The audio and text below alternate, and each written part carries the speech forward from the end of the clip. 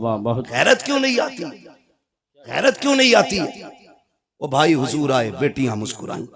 छोटी बड़ी दौलत है, छोटी इतनी बड़ी दौलत बेटी की है, खुदा की कसम इस जैसा हमदर्द नजर ही नहीं आता। सही बात, यही बात है।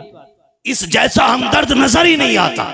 हम लोग सफर में रहते हैं, आकिल भाई हैं, यूसुफ भाई हैं, ये उलमा है जो परदेश रहते हैं, अल्लाह ने बेटियों से नवाजा है। खुदा की कसम अगर 4 दिन लेट हो जाते हैं, बेटियां फोन करने लगती हैं, अब्बा बताओ ना कब आओगे, दिल नहीं लग रहा है, तुम आओगे तब अच्छा लगेगा। इस दौलत से तो हम महरूम ही रह जाते अगर मेरे नबी नहीं आते। आक़ा करीम आए, आने के बाद एक ऐलान किया था, लोगों मेरी फातिमा मेरे जिगर का टुकड़ा है। हुजूर ने अपनी फातिमा को एक बार कहा, पूरी कायनात बेटियों को जिगर का टुकड़ा समझने लग गई है। आक़ा करीम ने ऐलान फरमाया था, रब ने जिसको 3 बेटियां अता की उसने पाल पोस के बड़ा कर दिया, इज्जत से रुखसत कर दिया। आका फरमाते उसको जन्नत की जमानत मैं दे रहा हूँ। 2 बेटियों वाला खड़ा हुआ, उसने कहा था महबूब जिस पे 3 हो वो तो जन्नती है, क्या 2 वाला महरूम रह जाएगा। फिर मेरा नबी मेरे करीम से कर कतरा किसी ने मांगा, दरिया बहा दिए गए, तुरेबे बहा दिए गए। आला हजरत ने कसम खुदा की कलम तोड़ दिया। मेरे नबी से पूछा आका 3 वाला जन्नती है, 2 वाला महरूम रखेगा। तब मेरे नबी ने कहा था नहीं,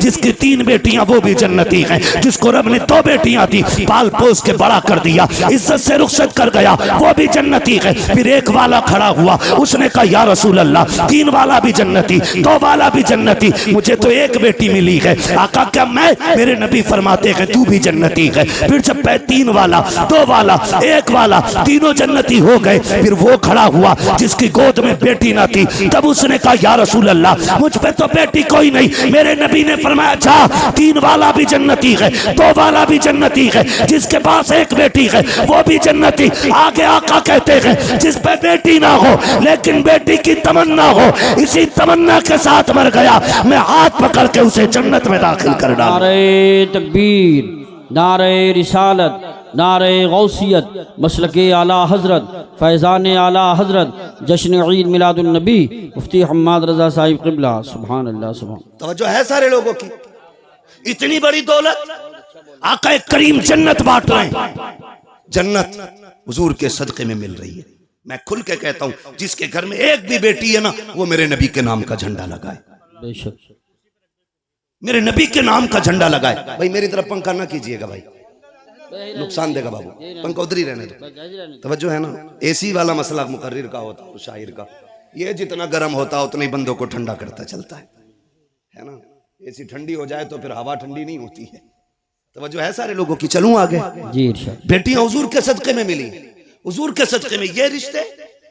आपसे एक बात कहूं खुदा के वास्ते, खास करके हमारा ये इलाका जितना भी आता है, रामपुर, मुरादाबाद, संभल, अमरोहा तक, उधर बरेली तक, हमने ना तबाही मचा रखी है।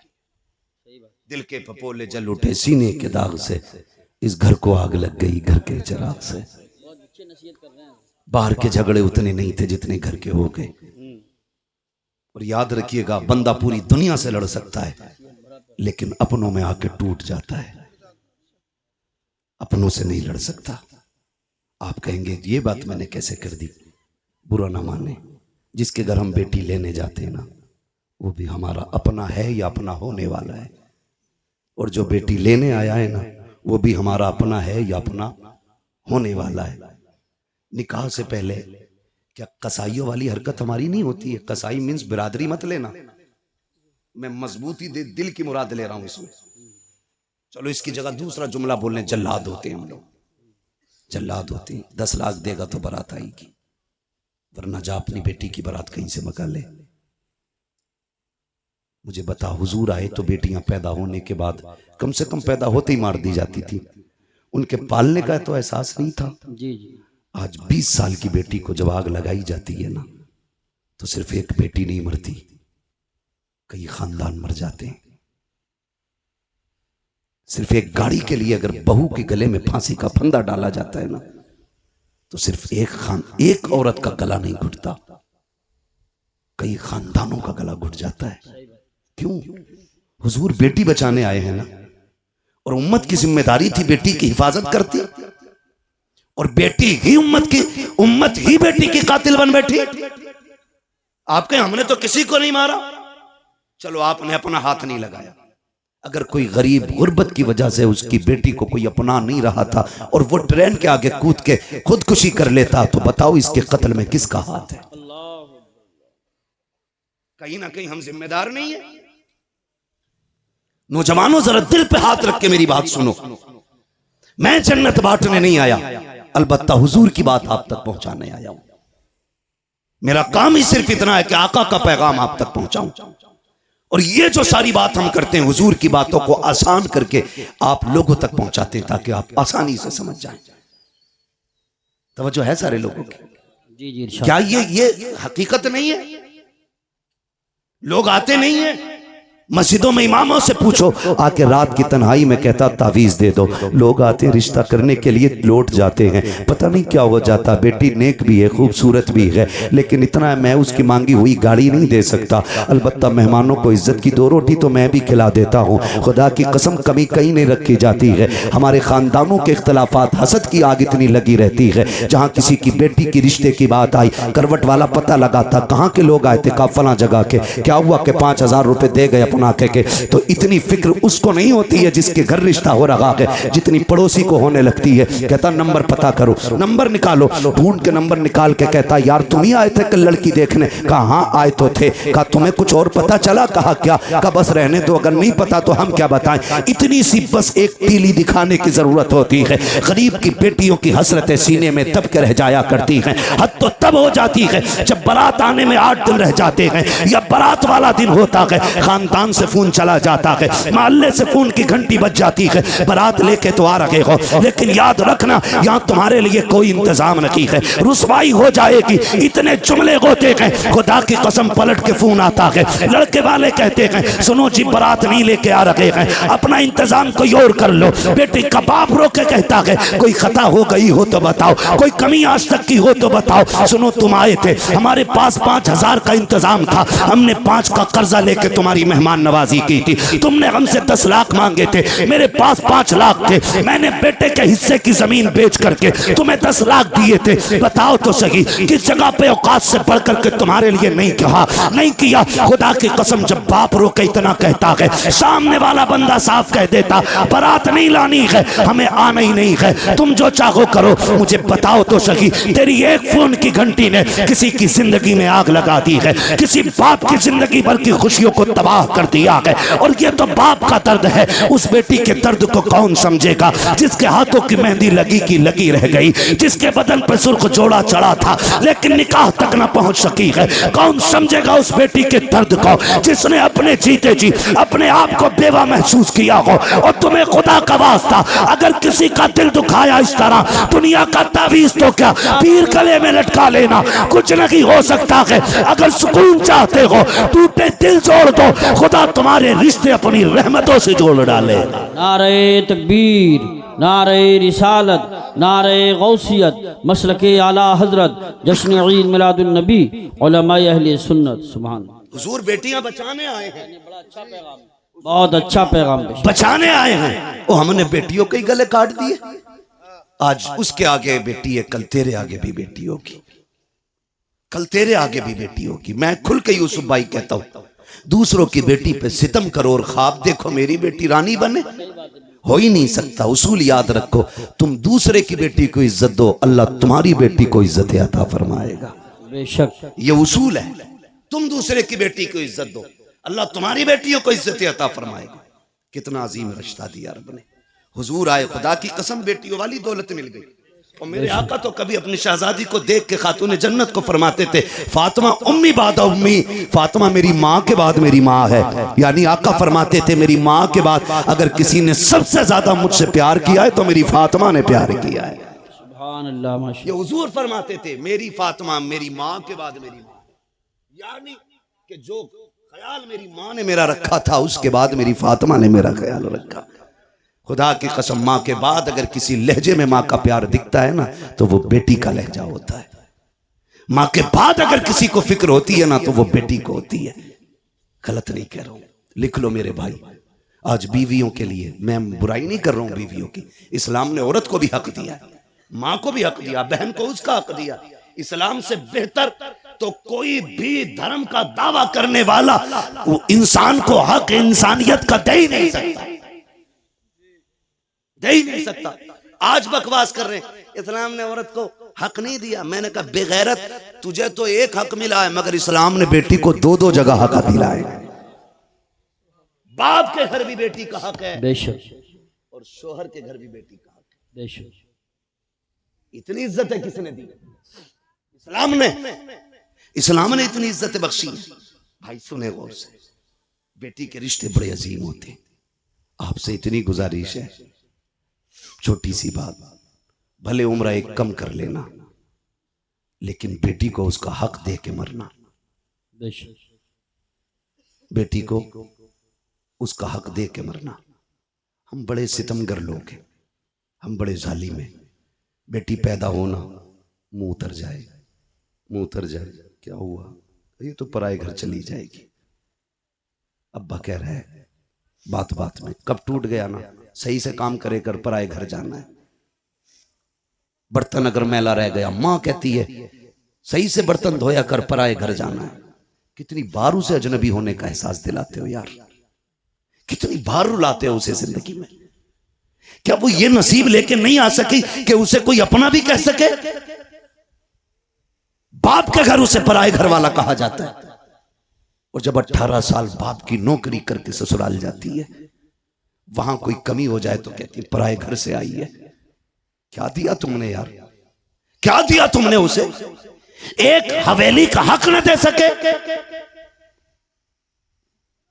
हजरत दुआ करना 7वां उम्र है।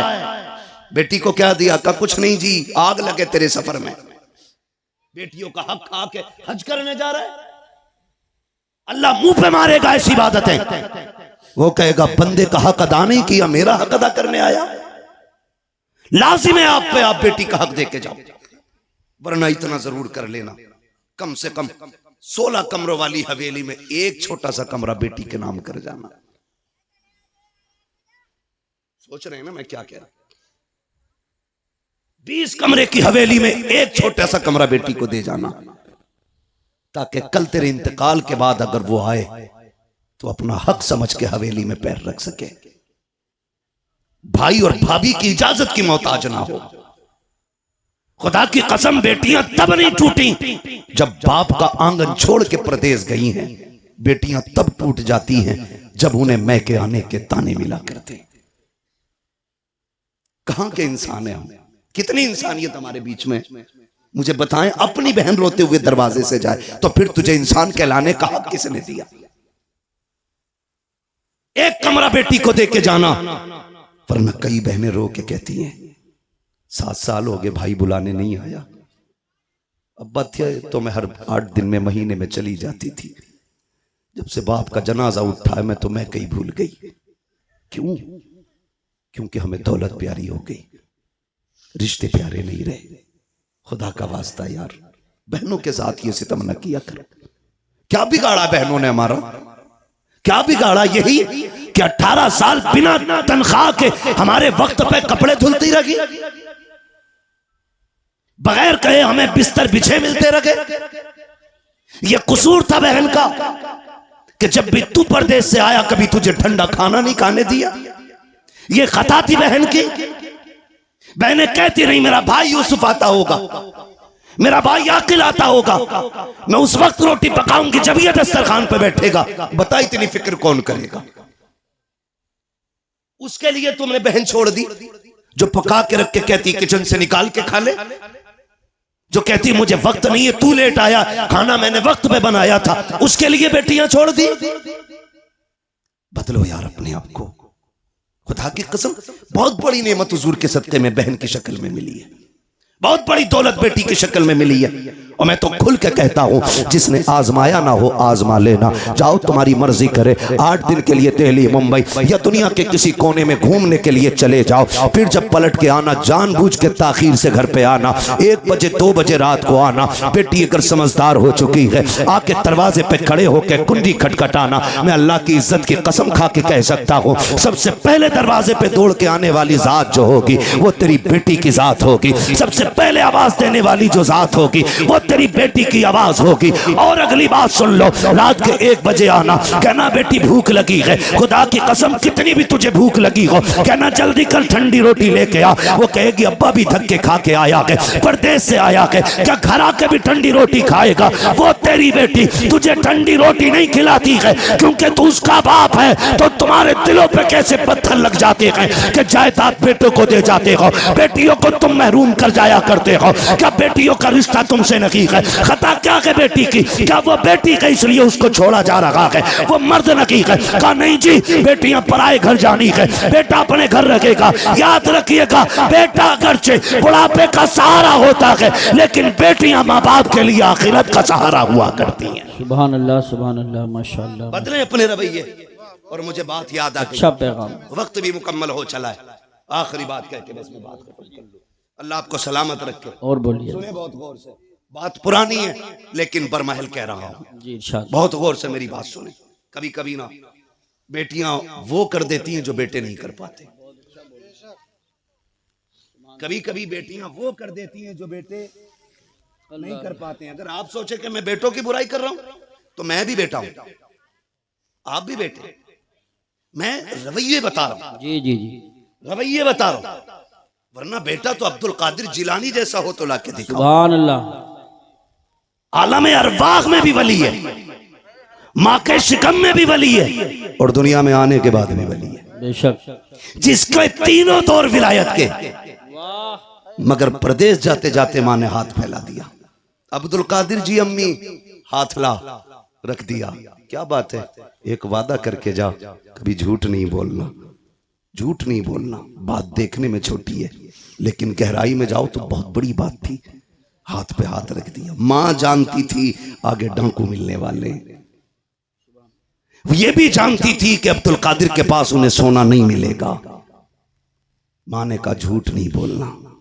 अम्मा ठीक है, झूठ नहीं बोलूंगा, ये कह के चले। मां ने सीने से लगाया, रोते हुए रुखसत किया बेटे को। दर्द होता है जब बेटा मां से जुदा होता है ना, बेटे को दर्द हो ना हो लेकिन मां का कलेजा आंखों में आ जाता है। अगर कहूं तो उस वक्त में जब बेटे माओ से दूर होते हैं ना, तो मां का दिल आंखों में धड़कता है। वो आंखों से नहीं, दिल से बेटे को देखती है। घर से निकल गए, डाकुओं ने रोका, सबको पता है, सबको लूटा। बात बगदाद वाले की आई। सरदार ने बुला के पूछा कुछ है? कहा हाँ। कहा क्या? कि 40 सोने के सिक्के। किधर हैं? कहा मेरी मां ने सदरी में सिले थे। बंद तोड़ा, खन खन गिरे।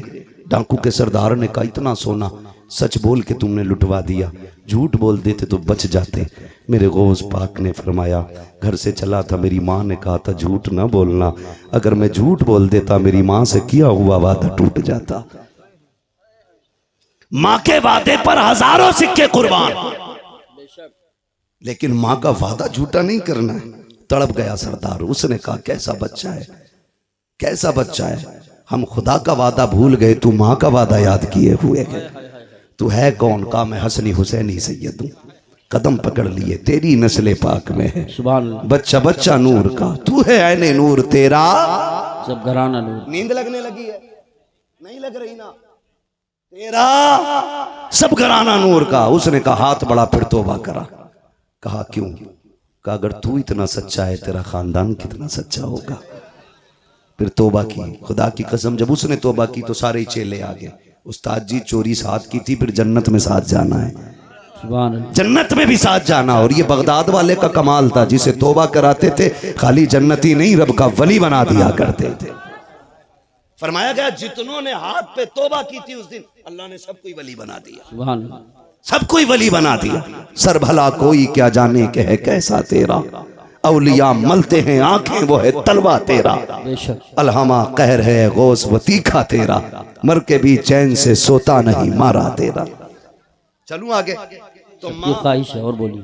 कभी कभी ऐसा होता है, थके तो नहीं है, देखो एक मसला सुनना है तो सब बोलो, तकरीर के लिए सुभान अल्लाह बोलो, हाथ उठा के सुभान। मैं आपकी मोहब्बतों पे कुर्बान जाऊं।